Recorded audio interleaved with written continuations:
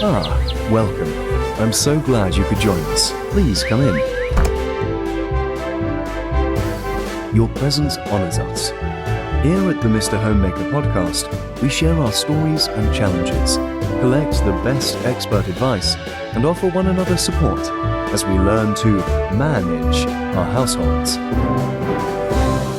Your perspective and contributions will be very valuable.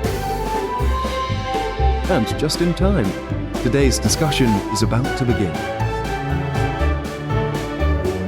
It is my pleasure to present Mr. Homemaker.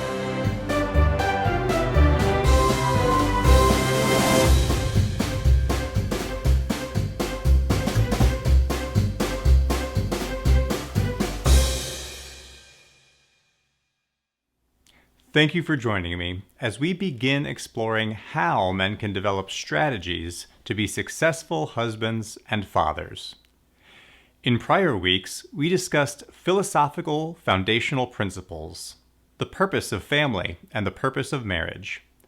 In the bonus episode, I reviewed generational changes to marriage and family life in America since 1900 through the lenses of history and demographic data. If you haven't already, go back and watch or listen to those episodes to have all the context for this next phase of Season 2. In this episode, we'll use the lens of economics to consider how mindsets and incentive structures shape the behavior of adolescents and young adults who are creating a vision for their lives and deciding how to prepare for careers, marriage, and domestic life. In a 2006 paper, Professor Matthew Baker of the United States Naval Academy and Professor Joyce Jacobsen of Wesleyan University presented Marriage, Specialization, and the Gender Division of Labor. In it, they demonstrate a mathematical model that can explain how adolescents and young adults developing strategies intended to serve their individual self-interest end up undermining the benefits of marriage and family life, thereby harming others and, ultimately, unintentionally undermining their own self-interest as well. This phenomenon is known to psychologists as a social trap, and to economists as a tragedy of the commons. Here's how it works in the case of marriage and family life.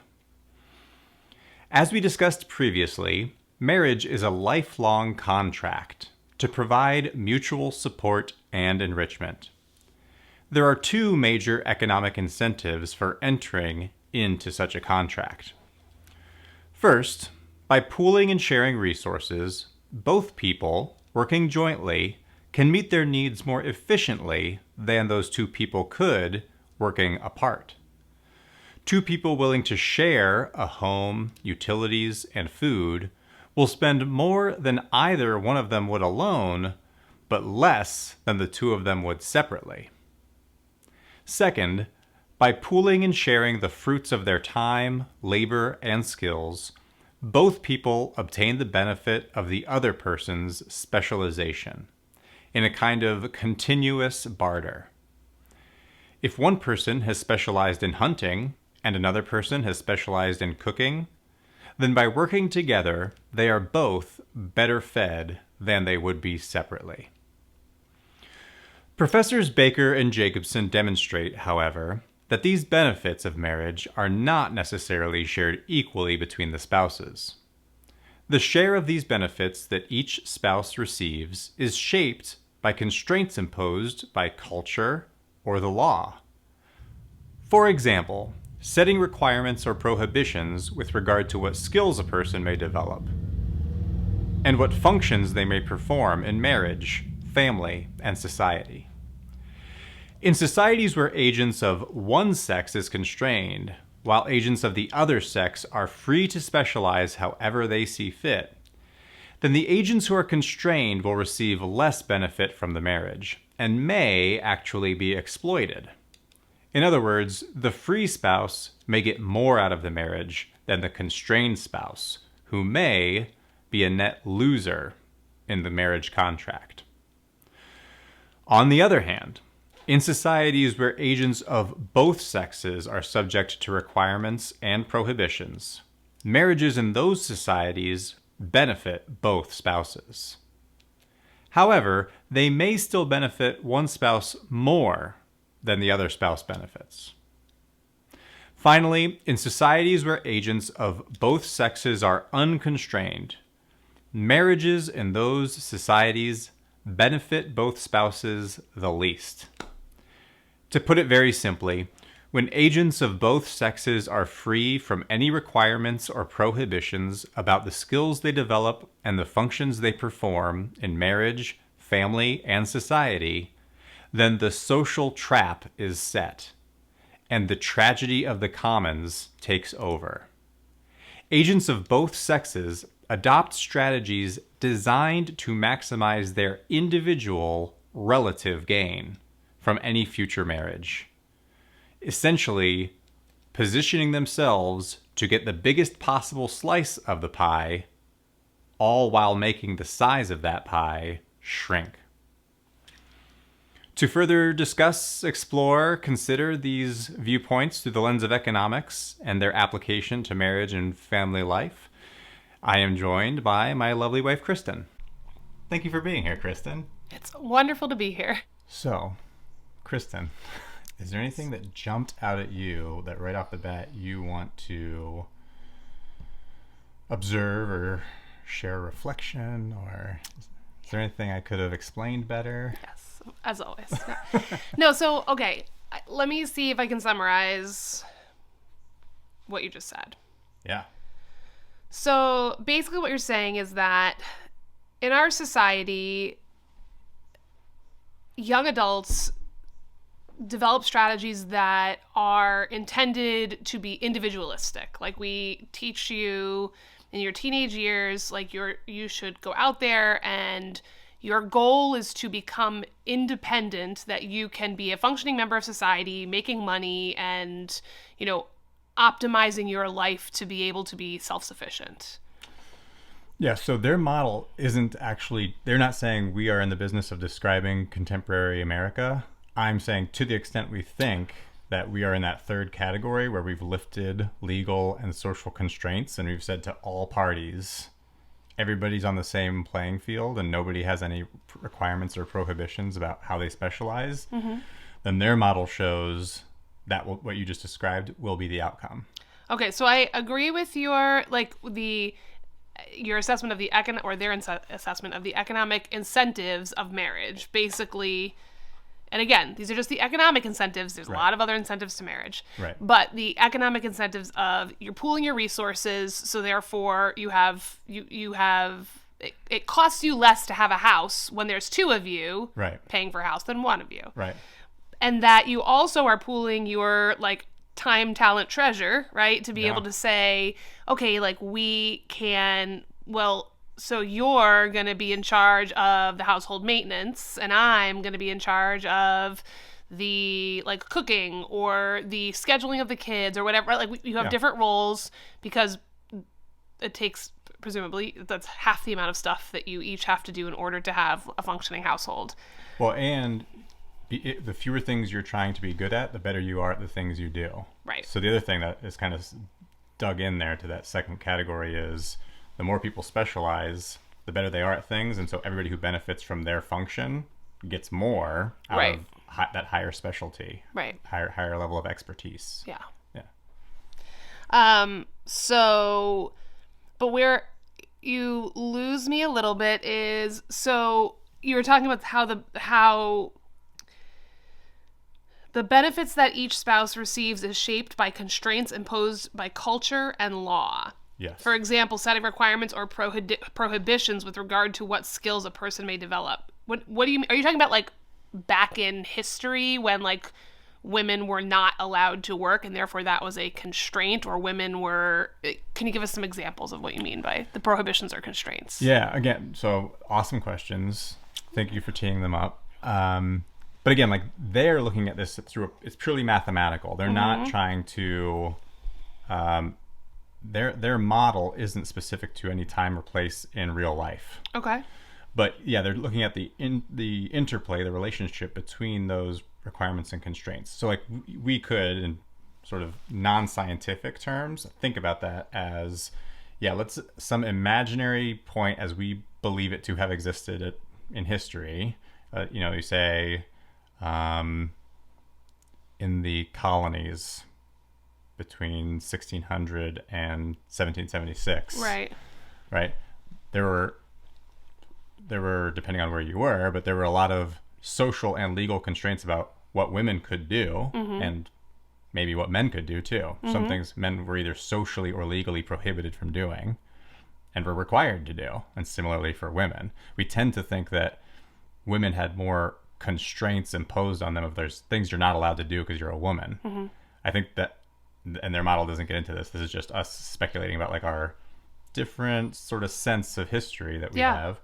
But I think that there are also requirements imposed on men. You must do certain things. You must provide for your family. You must, I don't think they were like, men were free to do whatever they wanted and women were in a box. I think they were both in boxes. They just maybe weren't symmetrical boxes. Okay. But in any case, they're saying in that situation, if we believe that one sex does have a lot of constraints imposed on it and the other one does not, then that sex that is more constrained gets less out of marriage. So that's like the one who's more constrained. Yeah. So like an example of that would be like Sharia law, right? Like we're saying You said it, not me. But we're saying in a society where women are not free to do a lot of things, whether it's drive or get an education or anything, but men, as far as I understand, there are very few constraints on them. I mean, not to just be obtuse, but like in all seriousness, I really don't know, and I genuinely wonder like what the Sharia law requirements and prohibitions on men are. Right. So we'd have to look at that. Yeah. I mean, I think we particularly in the West and modern society, we tend to zero in on how is Sharia law oppressive to women. Yeah.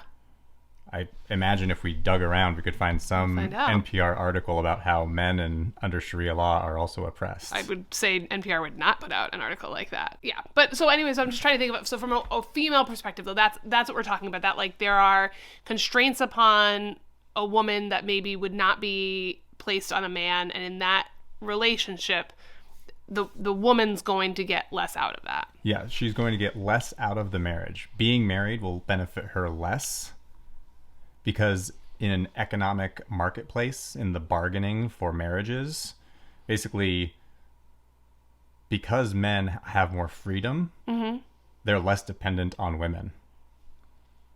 And because women can't compete in certain areas, their value in the marketplace goes down. So in the marriage, if basically it's like,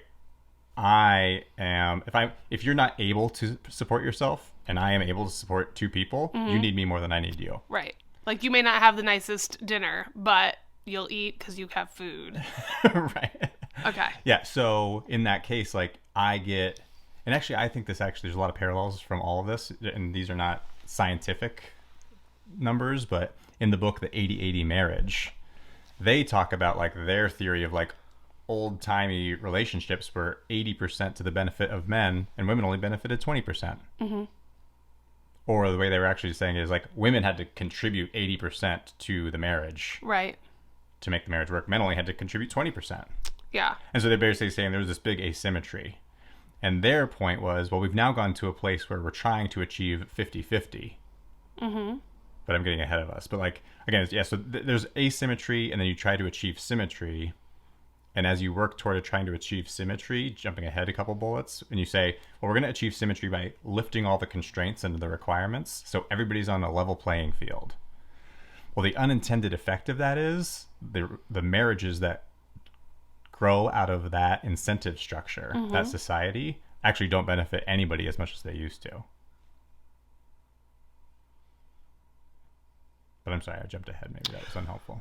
Well, no, that's good. I guess I'm trying to get examples of each in my head. That's so fair. then we're talking about this. The middle category is societies where both sexes are subject to prohibitions or requirements. Yeah. And that marriage benefits both of them. Could you I think that's actually in India. Okay. Again, based on very little Yeah. like factual verified information. But my understanding of how marriage works in Indian society is that everybody knows you're going to get married. There's no option to not get married. Mm-hmm. Step one. Step two, we, your family, are going to help find a match for you. Mm-hmm. And because we are your agents, like we are acting as the agent in the marriage marketplace. Mm-hmm. Or you think about like a talent agent, like you're an actor, right. And you have an agent who's like looking for gigs. Yeah. You're not the one out there like going to director, like, hey, I think I'd be good for this part. Right. You have people who do that for you. Right. So in India, that's how it works with marriages. So if you're the parents, you get to shape your child to be a good spouse.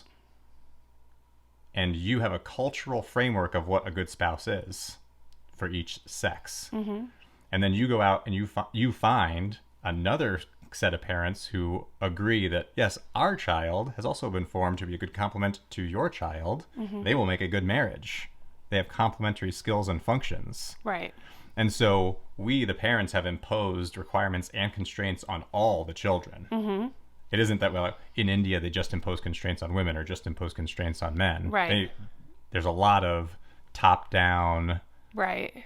grooming and decision-making by parents for children. You know, it's really interesting because, so, like, I was always, like, this is not, like, this arranged marriage has a very negative connotation, and I'm not saying, like, that I'm advocating that, but I will say that on my flight the other day, I watched a movie called 7 Days, and it was about Indian arranged marriages, and one thing that I did not recognize, and I don't know if this has been forever or just in modern times, but as those parents are matching those children based on their complementary skills, the children then go on a date and they have to like choose one another. It's not like your parents like, okay, like you guys are now married. Yeah, you're not, but they're you're not like being sold like cattle. Right. So then you go back to your parents and you talk about how the date went. Right. And then like in this movie, the guy's just like waiting because he's like super nerdy and super uncomfortable. And like, you know, he's like very charming. Like he starts dates being very like, I really enjoy the, like, you know, outfit that you're wearing today. It's, you know, but he's like, he can get very nerdy. But anyway, the whole thing is about, like,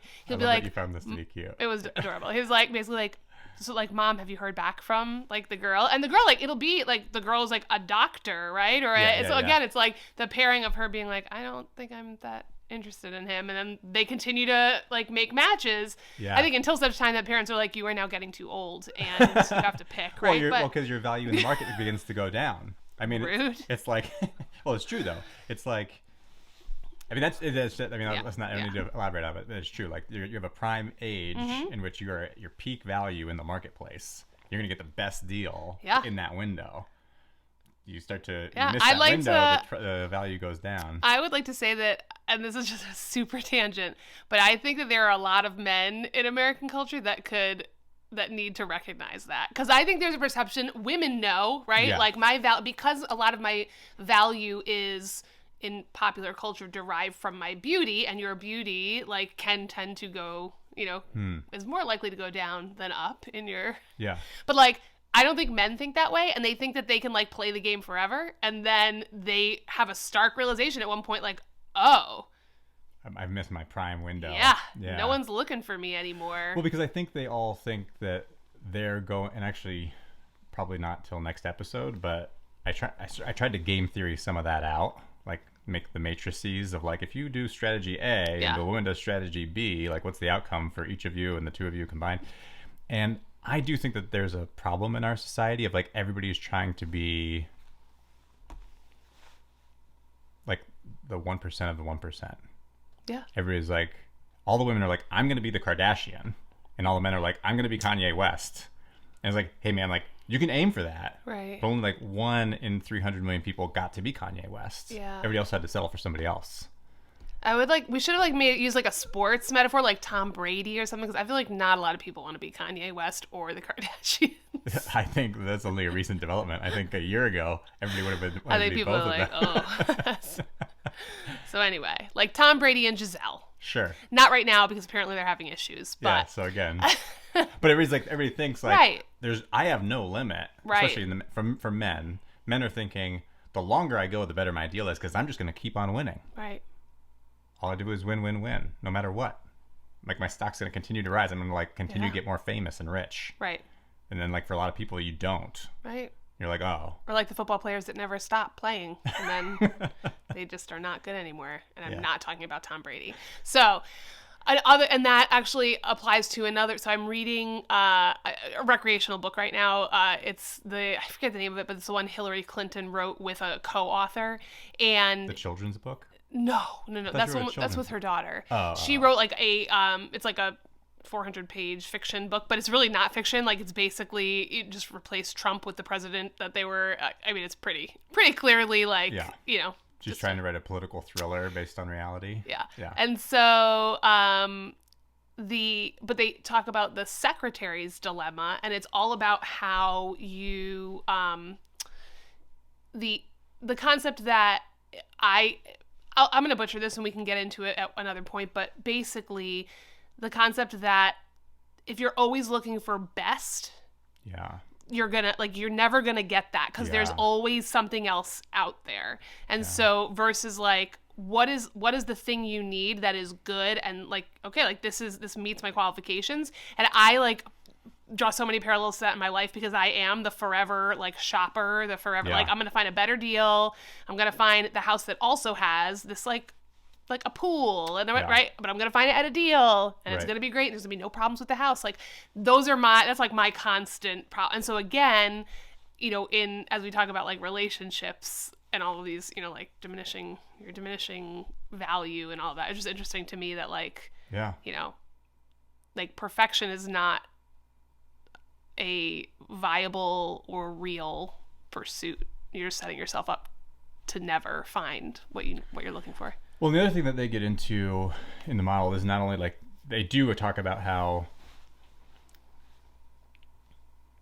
the process of bargaining in the marketplace of like finding a potential spouse can be shorter or longer depending on which of these you're doing as well. And so like kind of going through that spectrum, if one sex is constrained and the other is not, it's really easy to find matches.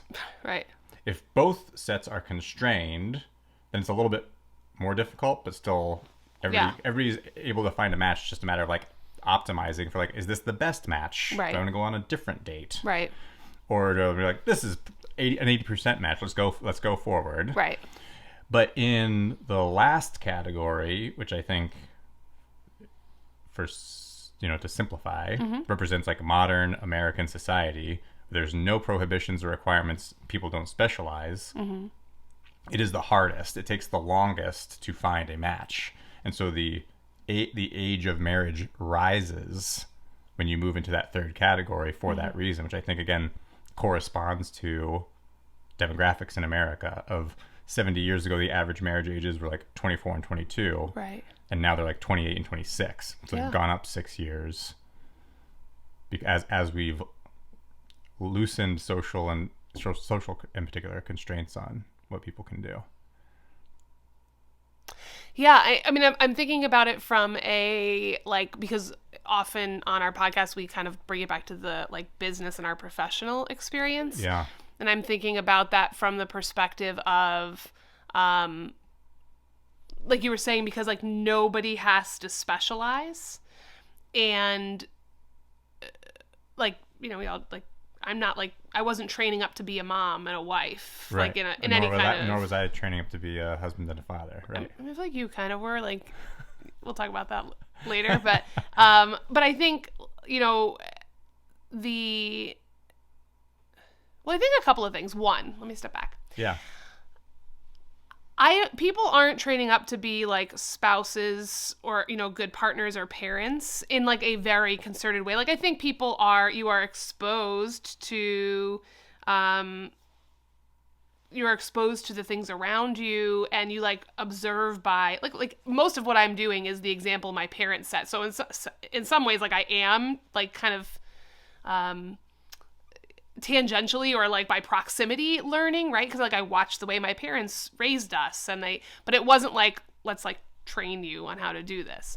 And so I think that, but I don't think we're doing that in any form of society. Like I also don't think that we are like in any conscious way developing well-rounded people in general, right? That's Like, right. and so I think back to when we were first dating, we were getting to know one another, and like I recognized that you had kind of created this like matrix of like different aspects of your development that you wanted to grow in, like physically, mentally, spiritually, emotionally. And like I had never seen anybody look at like be self-actualized enough to like think through, how do I strategically want to pursue life and all of these different buckets, right? Yeah. I don't think we do that at all. Like, I don't even think it's like, we just don't do that in the parenting and, marriage way. I think it's like, we just don't have any kind of logical framework short of the way that the education system, like, kind of, Yeah. I think that has overshadowed any other sort of dimension of life is we have optimized for formalized education, corporate employment, making money, and sort of at the expense of everything else. And that's part of what they talk about too, is specifically what will happen and once you release all the constraints and requirements is that both people, agents of both sexes, are incentivized to adopt a strategy so that in the future when they get married, because part of this is, and I was trying to say this before, not only is there the time period, I'm now looking for a match, and now there's this process, how hard is it to find a match? But long before you start looking for a match, you develop in your mind, what's my strategy for life with regard to my role in society, a marriage, a family? What do I see my role as being?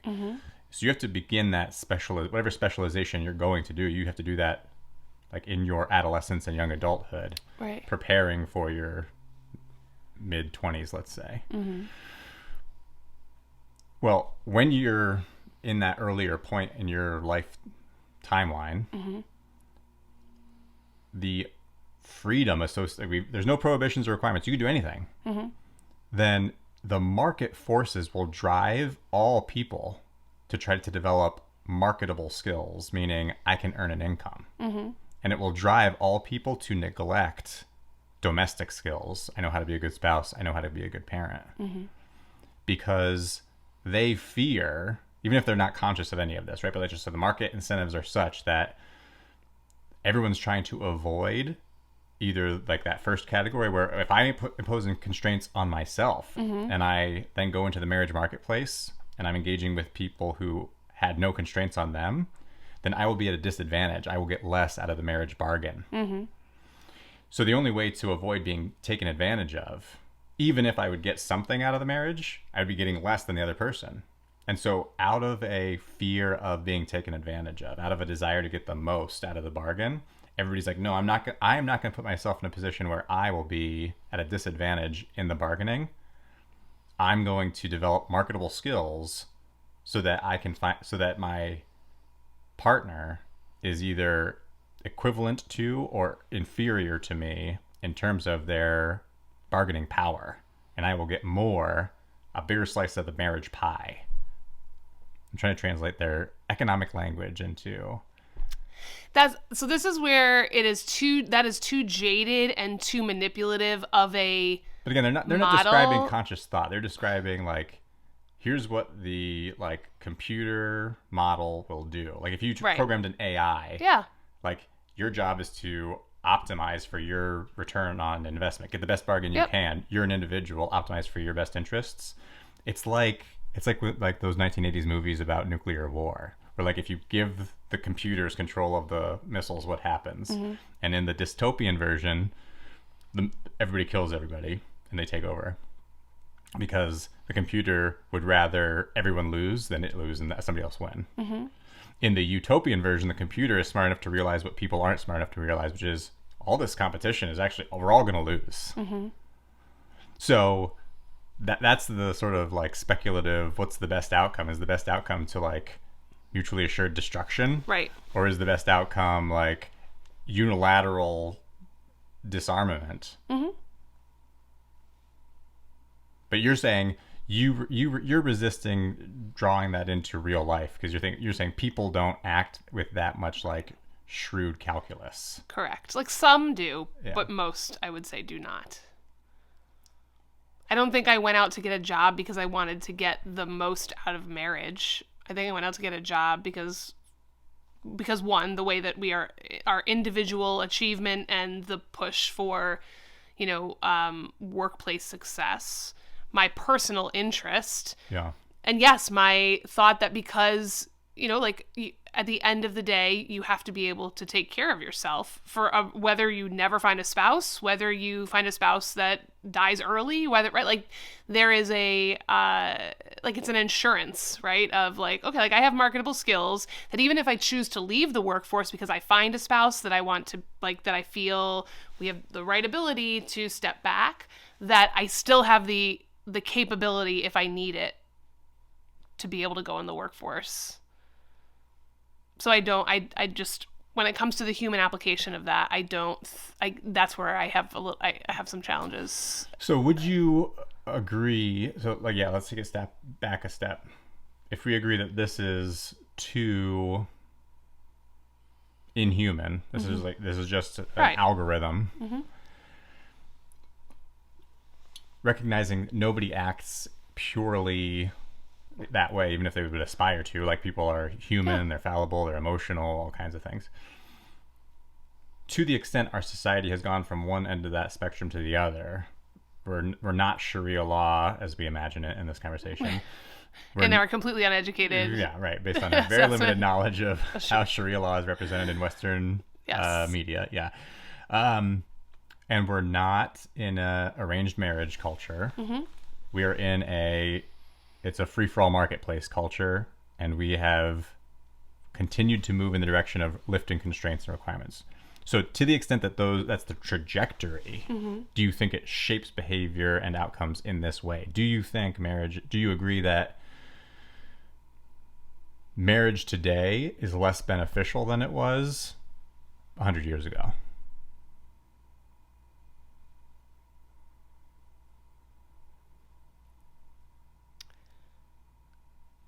I think it is less necessary. Say more. Because beneficial, I'm having a hard time with that because, again, I think marriage is great, and I'm kind of I don't know how to say, it was more beneficial then.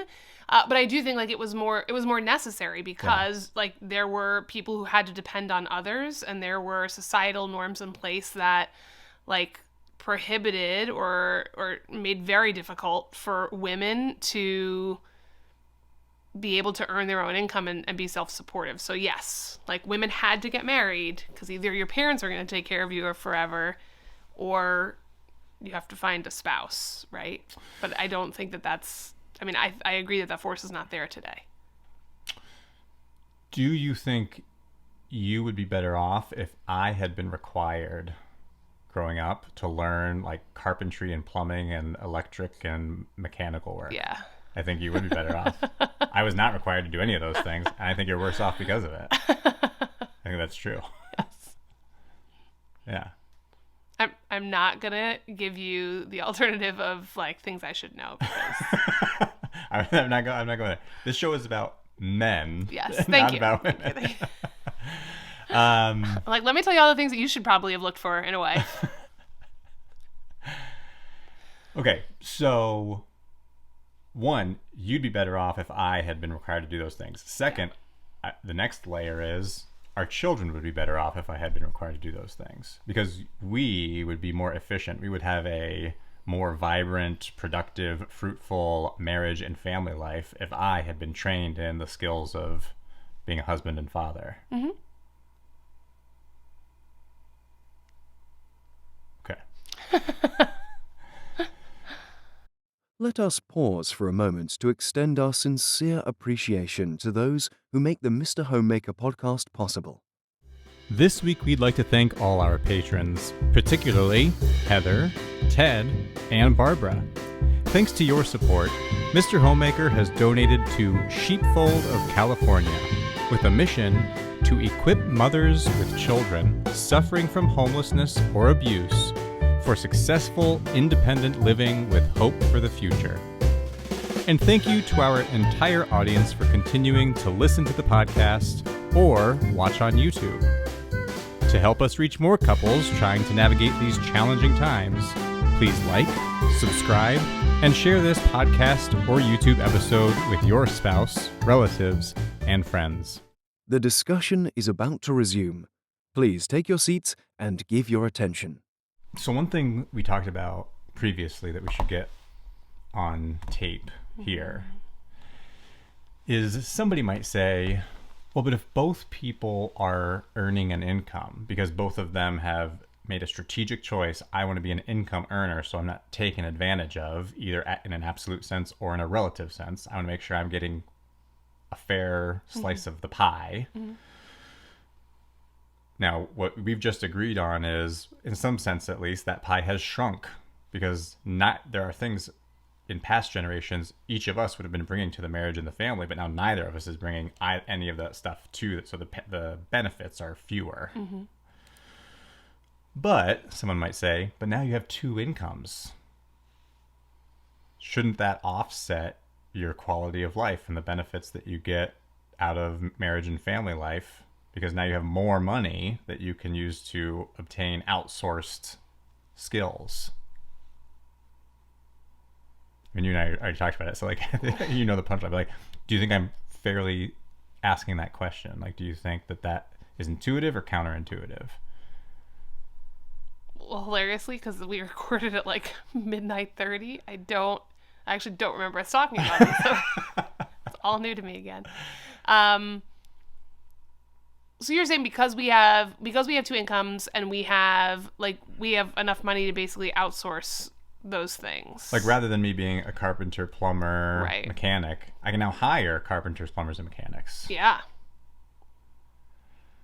So, right. So the reason that doesn't offset it, there's one sort of first degree reason, and then I think there's a couple second and third degree reasons that aren't from their model, but I think are like pretty intuitive. Yeah. What's in their model is part of what makes marriage efficient and makes the pie grow, like there's a synergistic benefit to marriage, is that there's little or no transaction cost. I toil away and you immediately benefit from all the toiling I do. You toil away and I immediately benefit from all the toiling you do. Once we're married, the bargaining's done, and we're not in the business of like, if you want me to cook you dinner, you got to do this for me, and we have to like negotiate it, and we have to like write out a contract. Like, all that stuff is over. Were we doing that in the beginning? No, we were in a sense doing that before we got married. Like, in this hypothetical model. Okay. You're bargaining about like, what is our marriage arrangement going to be like? Okay. And so there could be like a bid, counter bid, offer, counter offer. But like that takes time. And like there's a lot of like, I get on a date and this is not a good deal. I think I can get a better deal. I'm going to go on a date with a different person. Because again, they're like economizing like courtship. Yeah. You know? But once you're married, all that's done. All the negotiating is over. And in the model, at least, like everything is like, we both benefit as well as our children. We just automatically benefit from all the work. Right. But when you say, no, now I make money in lieu of me providing services, to doing goods and services, having skills domestically, I just make more money. Right. But now I have to go out and find people to do those things. I have to engage in a lot of transactional costs. I have to find people. I have to like seek out different bids. Right. Like I have 3 different carpenters to tell me how much they think it'll cost. It takes a lot more time, and simple jobs that every household would, in prior generations, every household would have somebody who knows how to fix a leaky faucet. I can replace all the faucets in my house. So would say a man of a couple of generations ago. I have the tools and the know-how. Any, maybe deep plumbing might be above my skill set, but certainly I can replace all the faucets. So if a faucet starts to go, I replace it. Well, now, instead of me just doing it, I've got to find a professional plumber who gets paid an hourly rate commensurate with his level of expertise. Right. And his level of expertise is way above the level of expertise that's required to fix a leaky faucet. Right. But the leaky faucets come up 3-4 times a year. Right. But you're paying a guy who could theoretically replumb your house. Right. But you're paying him for his time, not for the thing he's doing. Yeah. Because otherwise he would just go do the other thing and make more money. So the transaction, what do you call it? Like the equivalency, like your money is not buying you as much Right. as your time would be able to achieve Yeah. if you had the ability to do it yourself. You're having to spend a lot of your time to earn a lot of money, but then you're spending a lot of money on things that really shouldn't cost that much or shouldn't have taken that amount of time it took you to earn that money. So in that way, all the efficiencies are lost from marriage. Right. Neither of us are getting as much out of this as we would if you and I had come to this with a lot of domestic skills. Yeah. Well, and I think, that it kind of, that points out two other things to me from a family and societal perspective, right? One is, in the time in which you're talking about, right, where like you had like a baseline level of skills that you would be able to like fix basic things, right? But there was also more of a societal approach, right? Like you may know how to fix a leaky faucet, but maybe the guy next door like spent his time learning how to repair cars. Yeah. And so there's more of a like shared like, oh, well, like I can help you fix your faucet. And then, Right. I So feel it like becomes community in analogously, like there's a marital bond of like you're bringing things, I'm bringing things, we're both benefiting. There's Right. also at a higher level an analogous community bond Right. of like, oh, this guy is good at X and he helps everybody on the block do that. Right. And this guy's good at Y and he helps everybody on the block do that. But And now then- nobody's good at anything. Right. And there's no exchange of like, oh, I'll help you out and you help me out. There's like, well, we'll both just. Right. And, I mean, that's why on Facebook, people don't say, who's good at replacing a leaky faucet? Come on over, I'll give you a 6-pack if you Right. show me how to do it. Instead, Right. it's, can anybody recommend a plumber? Right. Right. Because, yeah, but it's also interesting, right? Because I think back on my childhood where like my dad is a mechanic and my uncle was an electrician. Did they teach you how to do mechanical or electrical things? My dad tried to teach me how to like work on cars, and I would just, it was dirty. And but like I now think back and I'm like, even now, like I wish we lived near them, because I'm like, I want to buy a 1980s Jeep and I want to do all the work myself. And like I wish that I lived close to my dad so like I could like, work on my car with him. But like, so my uncle actually wasn't even a professional electrician. He worked, I think, for the Postal Service, but so my dad would fix their cars and, they'd pay for the parts, and like same thing, like my uncle would come over and help my dad with like, plumbing and construction. Yeah. And so like that, but like that generation, like that's the last of that I think we really see, short of like family members, helping one another. But again, now we live so far from our families. Like my dad could fix my car every time, but I have to take it to a mechanic now because I can't, I have asked him to drive and he has done it, but now I am approaching 40, and just like I had to get off their cell phone contract, I feel like I also can't call my dad to come fix my broken car from 300 miles away. Yeah. But then that also, like, as we talked about the societal impacts, I think it also impacts our families, right? Like when we talk, we've talked a bunch on this podcast, although we still haven't delved fully into it because we haven't finished the book, but Hunt, Gather, Parent. Yeah. And how it's like in that book, the whole premise is like, you should just be like, your life doesn't have to be kid-centric and like, I'm bringing them to like the arcade and every week. It's about spending quality family time together, and your kids should recognize that being a part of your family is just being a part of the activities that go on. In the model that we currently use, where I work a lot in order to pay for the services I need, there's zero family interaction in that system, right? Like I have to work 40 to 60 hours a week to be able like 50 to 70, but go on, to be able to afford the things that I then pay someone else to do at my home. Yeah. Whereas it would have while been you're also paying for childcare because your children can't be with you while you're working. Exactly. Yeah. Whereas it used to be that like, well, like you're fixing, you see like Leave It to Beavers or whatever, like under the sink fixing something, like your kids, they're handing you tools and like that's the first step, and then they learn a little bit more about it. And so, and that's another thing they talk about in the Hunt, Gather, Parent book, is about like every kid starting at age 1 can do something, right? Yeah. Like whether it's bring me that cup from across the room, or is it you're making, I remember they were making like tortilla or something, and and so like the girl was first like learning to roll it, and then she was like learning, like it was like I'm trying to see if I have my cheat sheet with me about what episode. Oh, I don't. I have like a cheat sheet of like which episode we talked about everything. Oh, yeah. I'll put it in the show notes below. You can, yeah.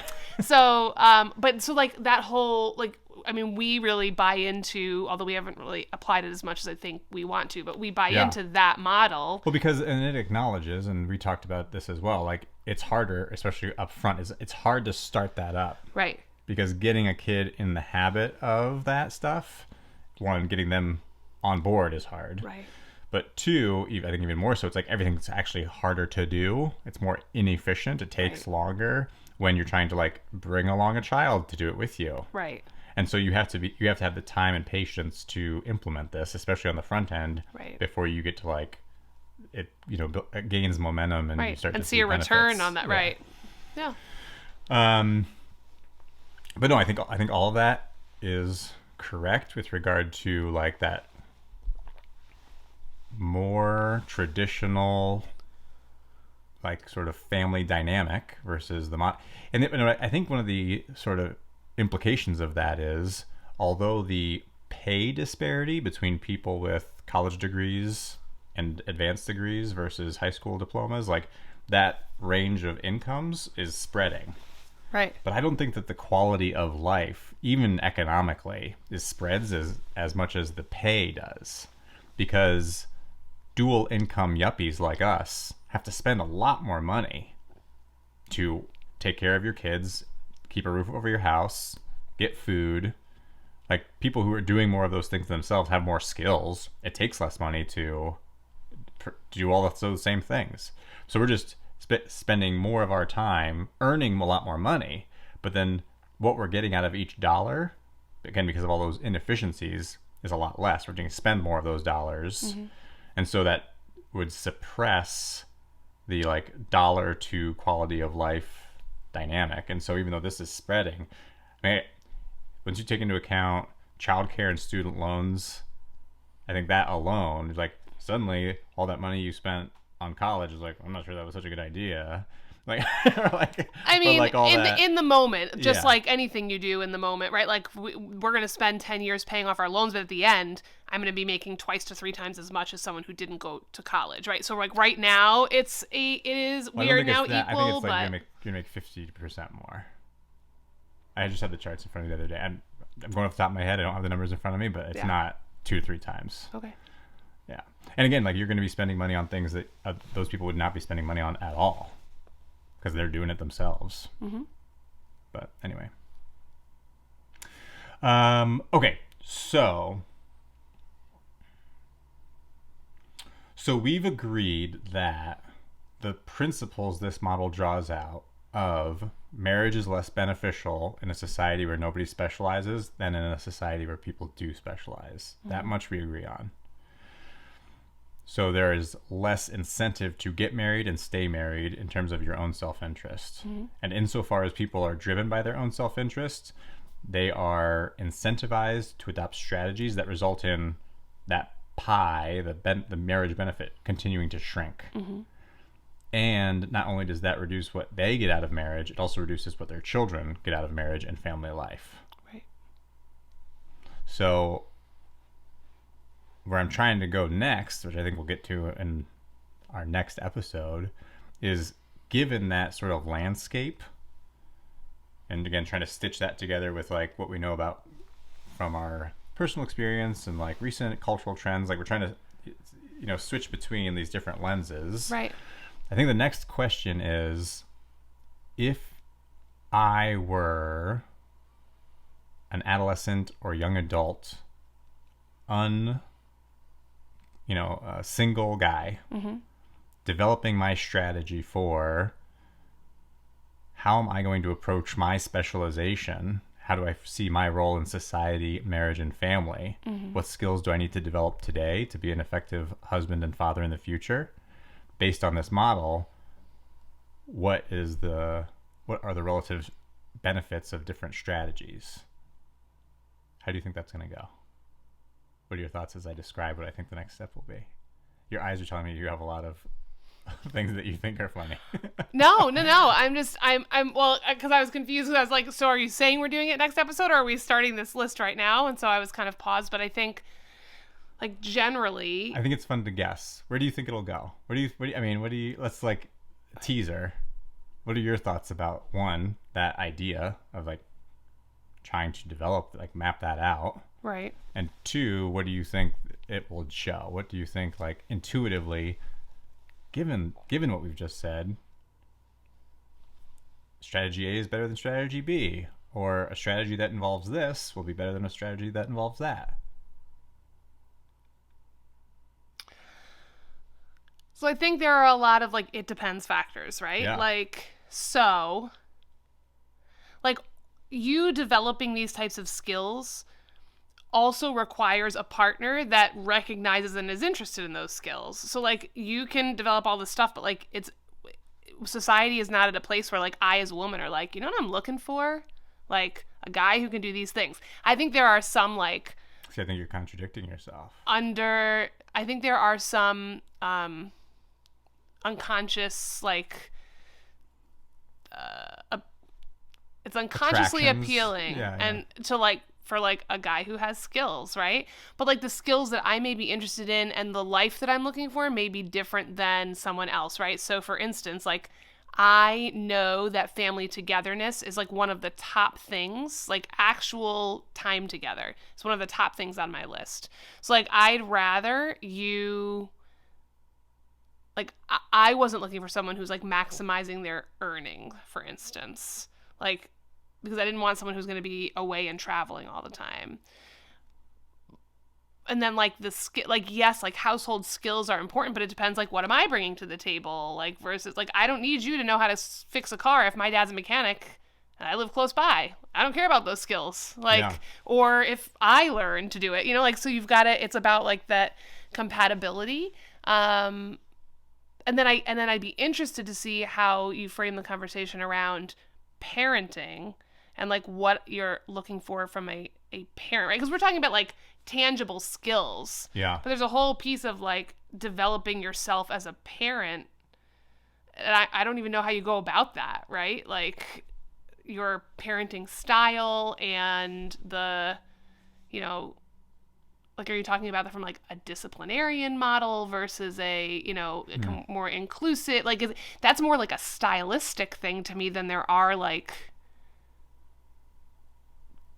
you know, demonstrated parenting skills. Maybe you'll prove me wrong. Maybe there's a whole list of them. Well, no, I mean, I think that you are probably just taking a little bit of a skip and a jump into like a level of detail and complexity. Maybe a little more sophisticated and just more permutations than can easily be handled. Mm-hmm. I think that the level of detail that is more in my mind is a question of basically I think everybody has, like, as you make a matrix of what is my strategy, you have certain ingredients. The question is what portion of each ingredient is going to be part of my mix, right? My investment portfolio. Mm-hmm. And I think the categories are, am I optimizing for making money? Mm-hmm. To what extent am I optimizing for that? To what extent am I developing stereotypical gender-specific domestic skills? Mm-hmm. Then the third category would be, to what extent am I developing skills that are domestic, but not gender-specific? Like, I think budgeting is a good example of that.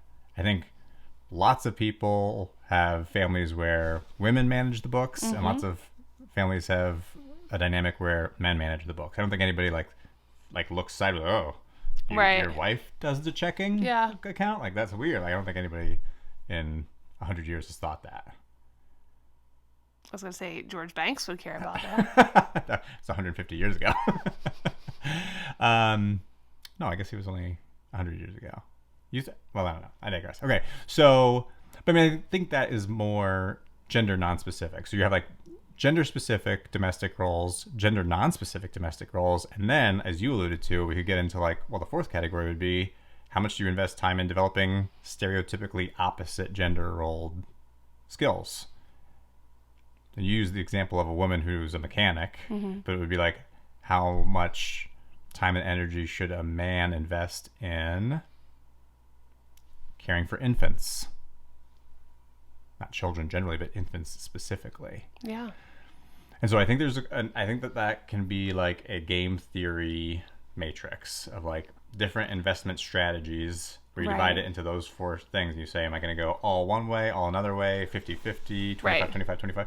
Like you do that, and then you could make a matrix of, well, in a society where women are trending toward maximizing for income, but there is still some like tail, right? There's some distribution curve of women across that spectrum as well. Then the question would be, what will the marketplace bargains result in?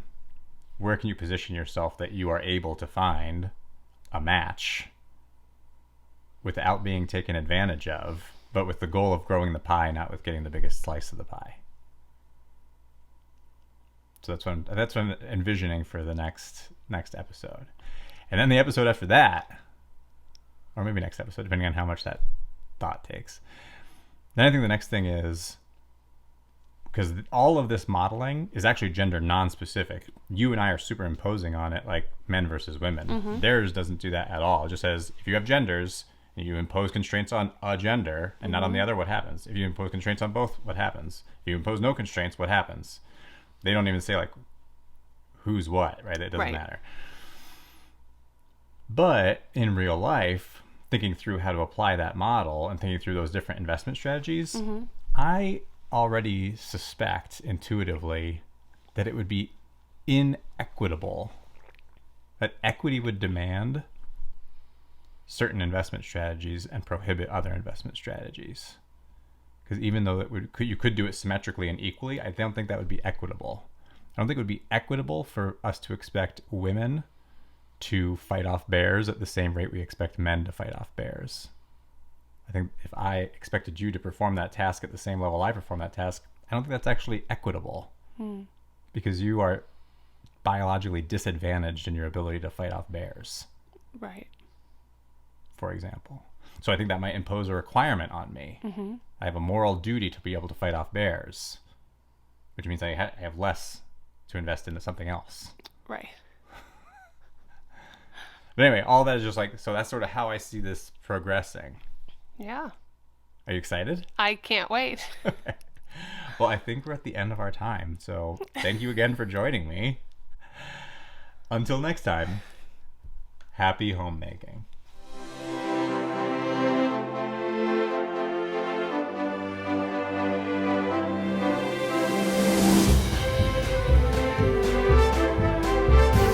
Thank you so much for attending today's discussion with Mr. Homemaker. Please take this opportunity to subscribe, like, and share this episode with your spouse, relatives, and friends. We further invite you to access complimentary information and resources at our website, mr-homemaker.com. There you will also find links to join the discussion via email or social media. And please, support the Mr. Homemaker podcast and receive merchandise and membership benefits on patreon.com.